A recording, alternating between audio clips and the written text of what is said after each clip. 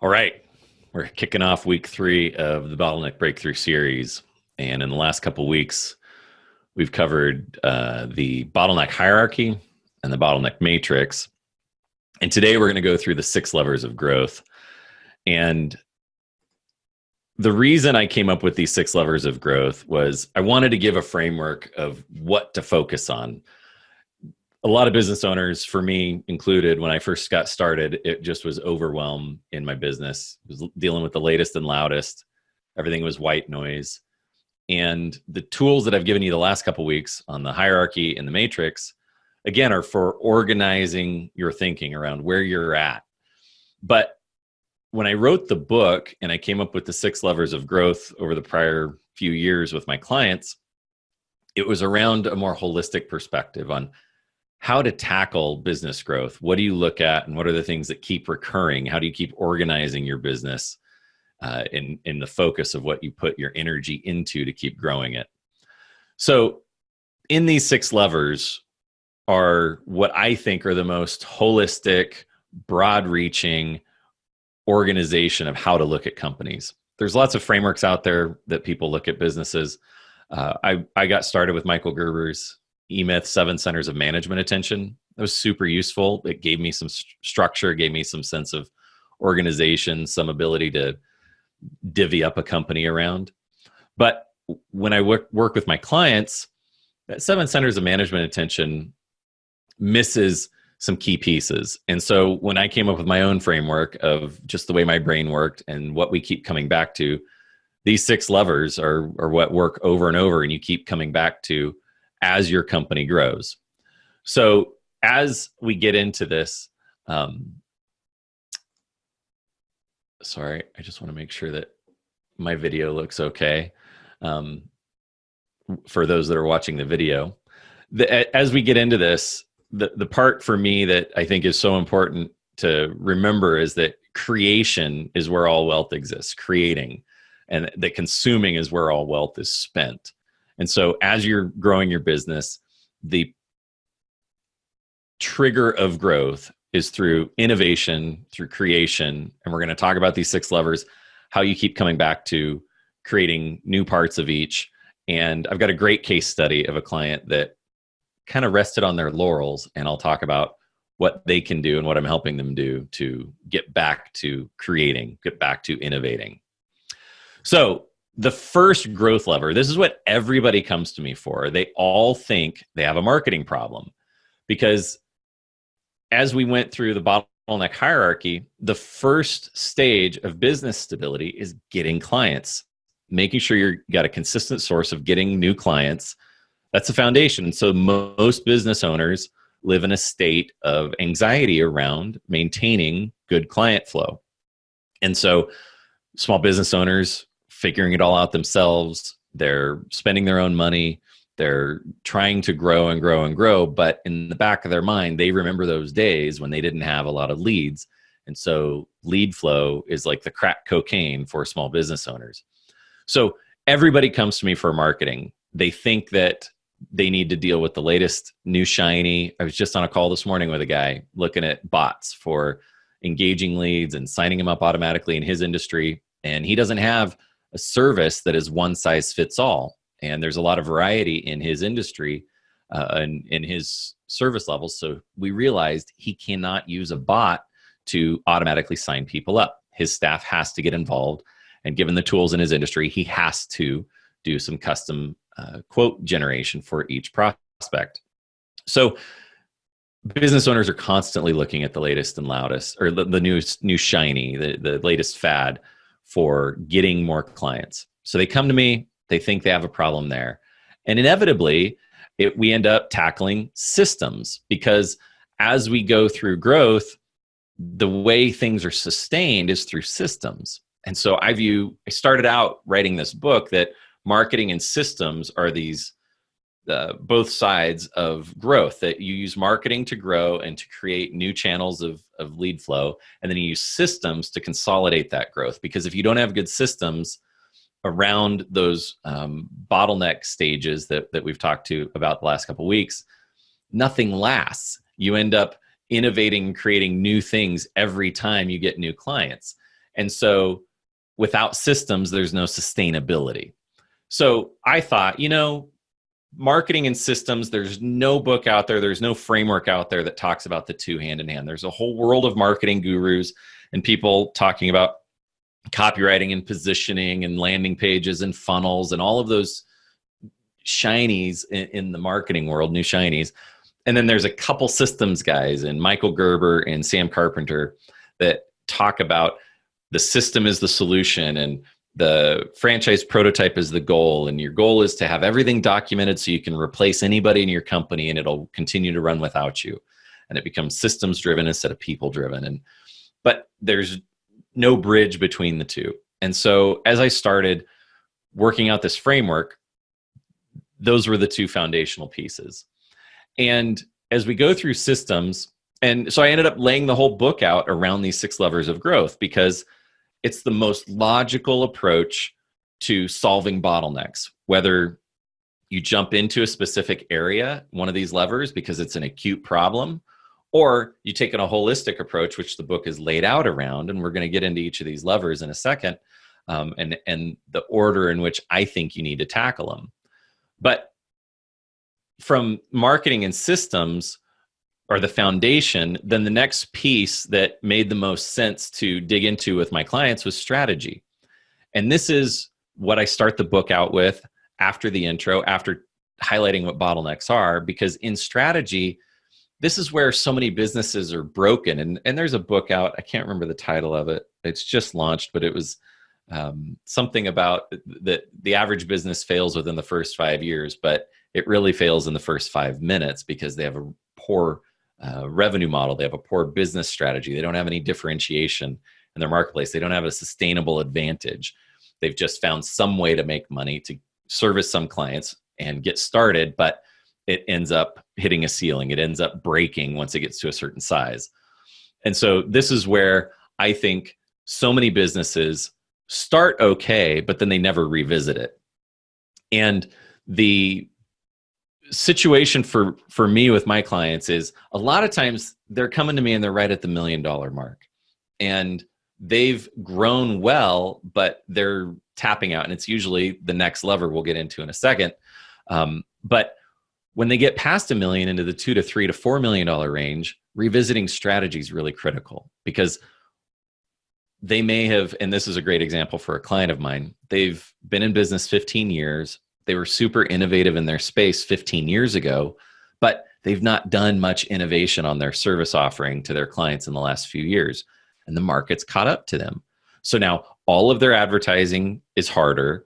All of their sales team is less effective because they're competing with so many more alternatives. They're not able to order take. And they've admitted that when they started, it was order taking because they had a great innovation. They were way out ahead of the marketplace, but they've kind of rested on their laurels. And now they're in the $5 million range and they're kind of stuck. And so we're improving their sales and marketing and some of their systems, but really for them to continue growing, they've got to go back and innovate. They've got to get back to the strategy. And so this is why these 6 levers are something you keep coming back to over and over as your company grows. And it's not that you have to do it every month. It's not that you have to do it every quarter. But as you go through that bottleneck hierarchy and you start seeing things that that you're dealing with that are coming up and you're struggling with, going back to these sections in the bottleneck framework, in the 6 levers of growth, are tools that'll help you tackle it from a new perspective, reassess where you're at. So strategy to me is huge, and that's where we start. Move into marketing in the book. Then next, management. And this is like the 4-letter word for small business owners. They think that management equates with bureaucracy, and they think that management is, they correlate it to micromanagement. That's the most common thing is, well, I don't want to go over that that's too detailed. That's getting in the weeds.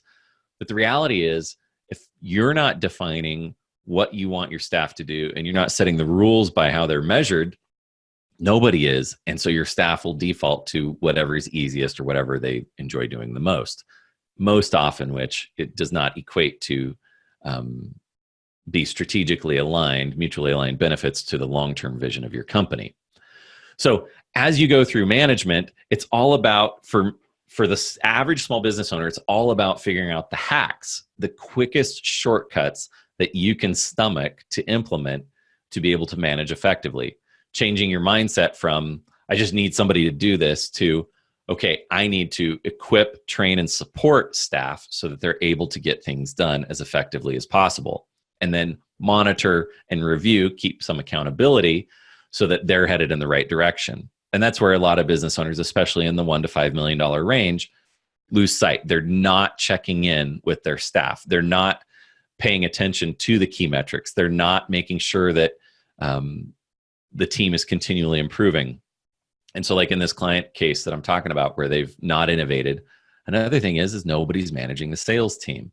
There was a sales manager, but his personality was a little too gruff for the rest of the staff, and he ended up leaving 6 months ago. And so they've really been without management, and without management, nothing's really getting measured, and without being anything measured, they don't know what to improve.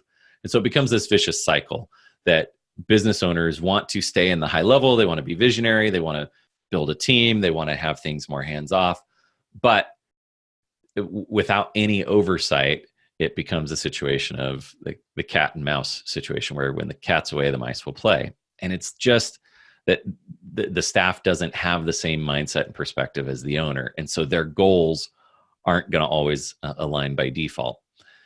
So then from management, we go into systems in the book. And systems are all about documentation, all about making sure that things are done smoothly, making sure that things are done consistently. And of course, the systems guys, the Sam Carpenters, the Michael Gerbers, I think they take it to the nth degree, and they end up overwhelming typical small business owners. And because the owner thinks, gosh, every system leads to another system, every system's output is the input for the next system, and they quickly realize they could spend a lifetime just documenting systems, and that is not fun, and that's not feasible. So they tend to overwhelm it. And so my perspective is, start with where you're wasting a lot of time, and or staff are repeating themselves, asking for help, where there's a lot of drop off. Start there, work on systems there, and don't worry about getting the whole business systemized and worry about documenting everything and having all this business process automation. I know that's really popular for some people to look into, and it's worthwhile when it's the right time and the scale's there and the resources are there to put into it. But most businesses in the $1 to $5 million range, business process automation is not needed. Just some basic training around systems, some documentation. I like having it in binders on somebody's desk for things they've got to do over and over. I like revisiting kickoff meetings for new clients for big projects, making sure that the kickoff process is going smoothly, having a checklist for that. I think I referenced, maybe it was another call recently, but the Checklist Manifesto. It's a great book on a very simple process that is proven in the healthcare world to reduce surgical issues, infectious disease rates, based on letting anybody in a surgery room be able to chime in that when a step was missed in a checklist process, like say for a knee replacement surgery, that if somebody missed a step, because everybody sees the checklist, anybody can chime in. They're not just reliant on that doctor to trust that that doctor knows what they're doing and that they're getting every step right. So that's where systems, I think you can start looking at systems. And then the next lever is vision. And this oftentimes needs to be revisited after a few years, because we all start a business for various reasons, most often because we have a passion for doing something that we can help with, and or we found a way to make a buck that pays our bills that's a little better than working for somebody else. That's often what motivates small business owners to get going. But over time, especially after you clear that 7-figure mark and you're in the $1 million range, what's the goal? What is the purpose of this business now? What's changed in your life? Have you had family situation? Have you had catastrophes? Did you have some big goal change? Did you have some big epiphany now? And maybe this business isn't serving you as well in its current state. So to me, that's where figuring out where you want to go is the most important decision before you get into all of these other bottlenecks in an existing business. Now, starting a business out, there's lots of reasons people start businesses, like I've said, and there's a lot of programs out there that get people to cast vision and paint this big, hairy, audacious goal that they want to change the world with. But that's not us. That's not the people I deal with. I would say when you're starting something, that's really a little bit more navel gazing than I think is necessary to cast that big vision. And I think, I can't think of the guy's name. The Four Horsemen, or the Four is his book. Scott Galloway. Yeah, he's a NYU professor, real bright guy, and he gets into the venture capital space and publicly traded companies, and he talks a lot about the I don't remember the term he uses, but it's essentially gobbledygook, like that people in those businesses are casting too much vision and they're going too ethereal, too abstract. And that's clearly not us in the small business world, especially the self-funded space. So now that you have a business, though, what is the point? And I think this is worth revisiting at least every couple of years, if not every year, because life changes. And to me, there's nothing worse than seeing a business owner who starts a business, has some success, but is now trapped by that business because they've not thought through changing it to serve their lifestyle needs better, figuring out how to keep innovating in the marketplace. Maybe they missed an opportunity to sell it because they just had their head down and they didn't know what their options were. And so I've got a friend, he's got a company that he was just going to sell it forever. He was going to grow it forever. And he's kind of the Warren Buffett philosophy of build and hold and maintain the value. And his biggest competitor got acquired for about 120 million at the end of 2018. And so he thought, gosh, I should just look into what options are. And he ended up doing a big private equity deal and took a lot of money off the table in short order in 2019 after realizing, wow, there's a huge appetite for companies like mine that investors want to get involved with. And so that changed his vision. It changed his opportunity because he was able to look up, able to look into what's going on around in his marketplace, and drastically changed the trajectory of his life and his family's life because he was willing to revisit what's going on around and do some research. And that all happened in about 4 months. So it's not something that you've got to go and change everything drastically overnight, but by just looking and revisiting what is the goal, because the reality is the business is yours. You create all the rules. What's going on in the business is everything stems from you. And so I think equipping you with the ability to go back and revisit this stuff is really, really important, especially as you're looking to tackle other bottlenecks. Because the reality is, once you realize your goals have changed for the business, you no longer want to become a $100 million company and be on the Inc. 500 list and speak on stage all the time. You're like, I think this would be better as a cash cow. Maybe we keep it at 10 to 15 million and I build a great management team and I love our industry and we continue being a good innovation company there. And it becomes more of a cash cow. Well, all of the decisions around tackling bottlenecks start to change. All the solutions change based on where you're headed. So I love the Alice in Wonderland quote when Alice is dealing with the Cheshire Cat. And I'm probably going to butcher it right now, but Alice says, well, which way should I go? And the Cheshire Cat says, well, where do you want to end up? And she says, well, I don't know. And then he's like, well, it doesn't matter which way you go then, because she doesn't know which way's out or that she's in this dream. And so it really doesn't matter what decision she makes. It's all the same. And so I think that's where the vision really comes in to be valuable. And then the final lever in the 6 levers of growth is mindset. And I will state this till the day I die. I think mindset is the most important lever of all. I don't think, I think at this point, I can make enough cases that prove that without the right mindset, without getting healed in your head, without getting rid of emotional trauma and limiting beliefs and the baggage that we carry, your business is never going to fulfill the potential of the vision you have for it. There's always going to be something inside you that you're wrestling with, that you're having to muscle past. And tackling mindset not just makes your business better, but makes your whole lifestyle better, makes your relationships better, makes your internal peace better. And I've found that over and over and over, as the head trash or whatever is going on between your ears as an owner gets better, everything else gets better in your business. And I put this last because less than half of my clients really want to tackle mindset stuff. It's painful sometimes. It can be hard to go through, but for me, I've found that it's worth all the gold in the world to work on this stuff. I now, when I see something coming out of my life, there's something out of my soul, whatever, that is some unrefined part of me, and it's creating friction, it's causing problems. The minute I recognize something's there that needs to be pulled out or revised or refined, I lean into it, and it's not fun, and it's usually messy, and it's usually stressful. Excuse me. And the process can be unfun. Let's just define it as that. But once I get to the backside of it and that thing is resolved,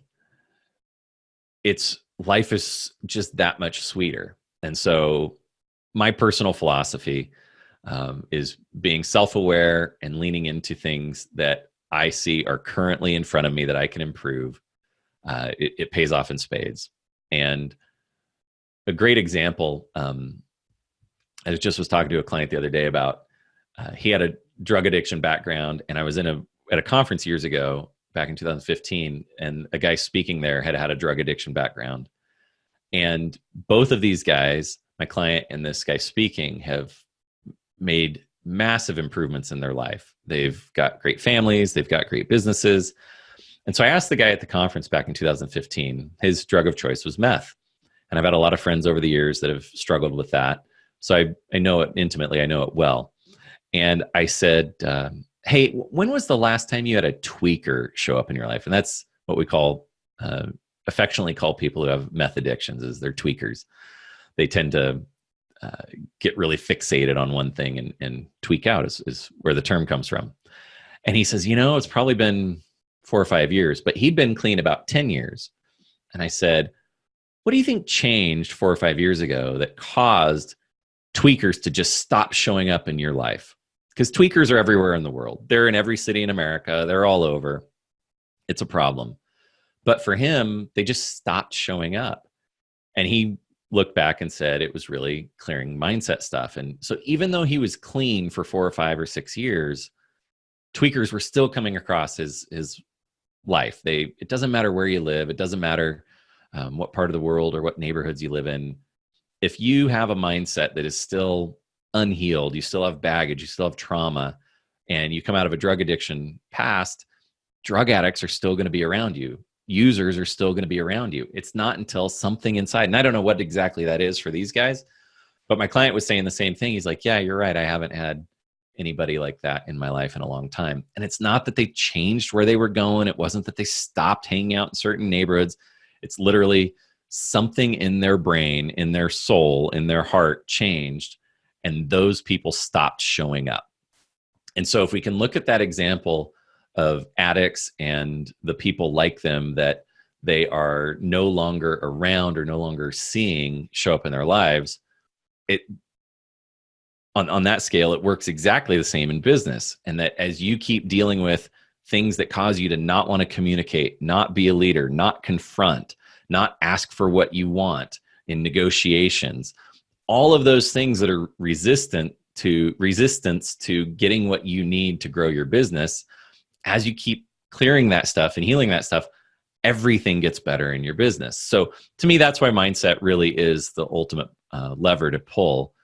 And it's not something that is as easy to fix as, say, systems or management or marketing, because there's less people available out there to help you work through this stuff. Counselors are good, but sometimes it's a long process. That's why in the Facebook group, Bottleneck Breakthrough Method, I share resources of the mindset coaches that I've worked with, Justin Ferriman or Jen Cudmore, or the techniques like biofield tuning that I recently did that just cleared some massive stuff and made a huge difference immediately in my life. Those are the fastest paths I've found to getting this stuff resolved. And so I think as you look at these 6 levers of growth, and think through, well, gosh, which one do I tackle next? Which one do I go through? To me, that's why I outlined in chapter 1 at the end of chapter 1 some acute areas, like, is your sales team not closing, or is your marketing not as effective as it used to be? Go to that section in the book. Go to marketing. Are your staff a big pain? Are you not able to get the outcome from them because you're so frustrated with them all the time? Go to the management section. If you've got a lot of change orders or things are falling through the cracks, go to the systems section. If it's been a while and you're just kind of overwhelmed and you're not sure what exactly you want anymore, you're going through midlife crisis or mid-business crisis, let's call it, go to the vision section. And it'll help you continue to grow your company as it evolves, because we all know, as Mike Tyson says, everybody has a plan until they get punched in the face. We all had plans of where we wanted our businesses to grow, and they never grow along those plans. It's impossible. Never happens that way. And so there's always change. And I think that's why I wanted to equip you guys with these 6 levers of growth, so that you can go back at any time, that this book, this framework becomes a reference manual for you to continually grow your business and continually upgrade your skills as you get further and further along in the process. Because the reality is, the challenges never leave. The problems never leave. The implications get bigger as the number of zeros behind your revenue go up. But it's never easy street. It's never set it and forget it. It's never the fantasy of passive income for life. The reality is that I think business, parenting, and marriage are the best crucibles to keep drawing out more of us and drawing out our highest potential, and helping us get to the point where we're operating as effectively as possible, getting the greatest outcome, the greatest joy, the greatest satisfaction, the greatest fulfillment, and making the greatest impact in the world. So as we wrap up here, I think those 6 levers of growth have been obviously the foundation of how I help business owners, and giving you the bottleneck matrix and the bottleneck hierarchy as quicker reference points of where to look at, what's next. Obviously, the book is the most useful resource I've created to help you continue to grow your business. The Facebook group, Bottleneck Breakthrough Method, is continuing to grow. More resources given there. Obviously, this series turned into a podcast to be able to share it with you. I'm happy that I'm able to share all this stuff. I'm happy that I'm getting great feedback from people that it's really helping their businesses. And there's more and more ways evolving of how I work with clients. So I'm looking forward to digging into this stuff with you guys. And for those of you on the live call, feel free to stick around and ask questions if you have any. Otherwise, this has been fantastic, and we'll dig in next week in week 4 in this series. And to be honest, I'm not sure exactly what we're going to talk about, but that's the fun part. There's always something worthwhile to dig into, and I'll probably do a survey in the Facebook group for people that have watched to this point and consumed to this point, to see what it is of a series of options that makes the most sense for them to get help with. So any final questions here, throw it in the chat. Otherwise, have a great day.